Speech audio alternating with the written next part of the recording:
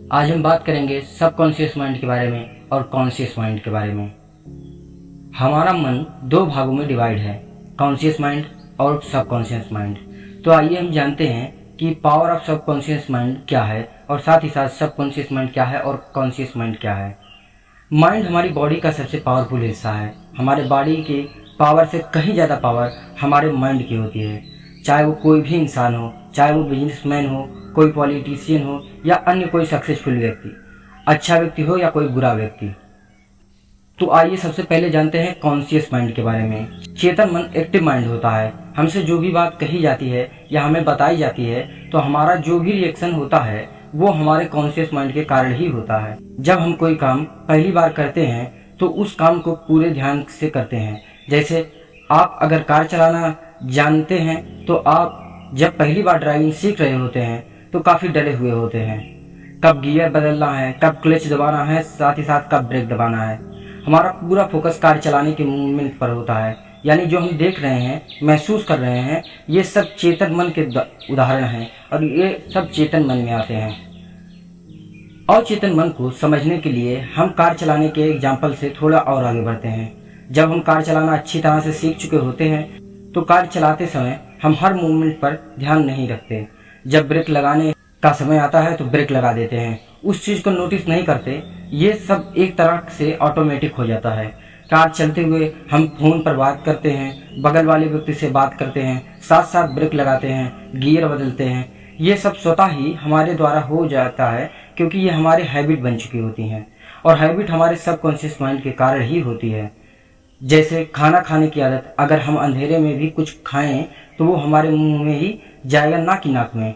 अवचेतन मन जब किसी चीज़ को मान लेता है, जैसे अवचेतन मन ने मान लिया कि आपने कार चलाना सीख लिया तो आप बिना डरे कार चलाते हैं। जब हमारा अवचेतन मन किसी चीज़ को मान लेता है तो वह उस बात को रियलिटी में ढाल देता है। यही तो सबकॉन्शियस माइंड की पावर है। चाहे वो जो चीज़ हमारे लिए अच्छी हो या कोई चीज़ हमारे लिए बुरी हो, इस बात से फर्क नहीं पड़ता। जब पहली बार कोई घटना, वाक़ या कोई बात होती है या बताई जाती है तो सबसे पहले उसका सामना कॉन्शियस माइंड से होता है।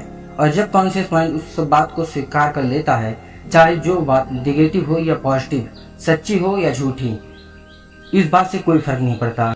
और जब इस बात को हमारा कॉन्शियस माइंड एक्सेप्ट कर लेता है तो वह सबकॉन्शियस माइंड में चली जाती हैं और सबकॉन्शियस माइंड बिना किसी आर्गुमेंट के उस पर विश्वास कर लेता है। और चेतन मन जिस बात पर विश्वास कर लेता है वो तो सच होना ही है।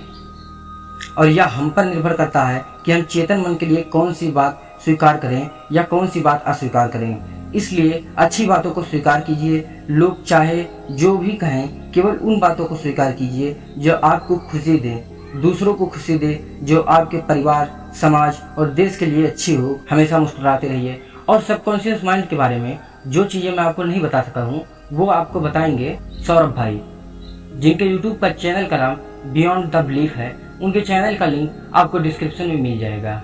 दोस्तों, आपको याद होगा कि बचपन में आप लोग जब पहली बार साइकिल सीख रहे थे या पहली बार आप कोई म्यूजिकल इंस्ट्रूमेंट बजा रहे थे या पहली बार आप स्विमिंग सीख रहे थे, याद होगा ना स्ट्रगल।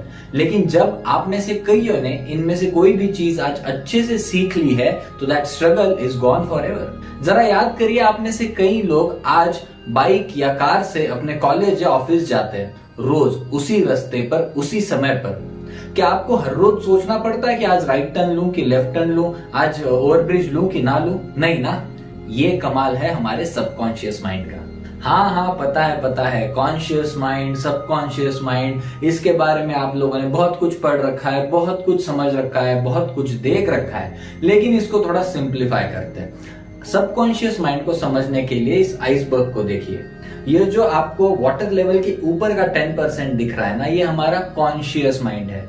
और जो वाटर लेवल के नीचे लगभग 90% है वो हमारे सबकॉन्शियस माइंड की तरह है। डॉक्टर जोसेफ मर्फी, जो साइकोलॉजी के एक विख्यात डॉक्टरेट है, उन्होंने अपनी किताब the power of subconscious mind में साइकोलॉजी और सबकॉन्शियस माइंड के बारे में बहुत अच्छी चीजें लिखी हुई है। डॉक्टर कहते हैं कि जो हम डेली लाइफ में सोचते हैं, जो कि हमारे थॉट्स है, वही कल जाकर हमारे बिलीव्स में कन्वर्ट हो जाते हैं, हमारी धारणाओं में कन्वर्ट हो जाते हैं और वो सबकॉन्शियस माइंड के साथ रहते हैं। डॉक्टर ये भी कहते हैं कि अगर हम अच्छा सोचेंगे तो हमारे साथ अच्छा ही होगा और अगर हम बुरा सोचेंगे तो हमारे साथ बुरा ही होगा।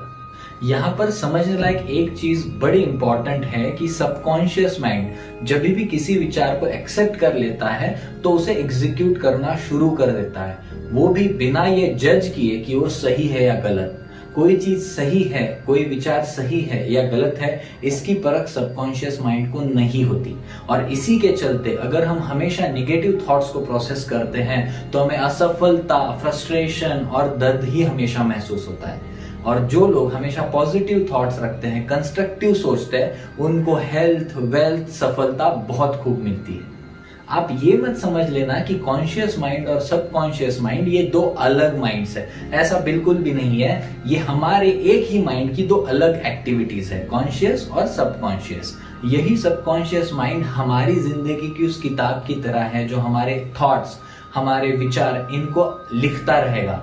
Famous American psychologist William James ये कहते हैं कि दुनिया को हिलाकर रख देने की ताकत होती है सबकॉन्शियस माइंड में, और इसीलिए हम सबको अच्छे विचार, कंस्ट्रक्टिव थॉट्स, पॉजिटिव थॉट्स, इन्हीं को सबकॉन्शियस माइंड पे लिखना चाहिए, जिसकी वजह से हमारी जिंदगी में खुशहाली आए।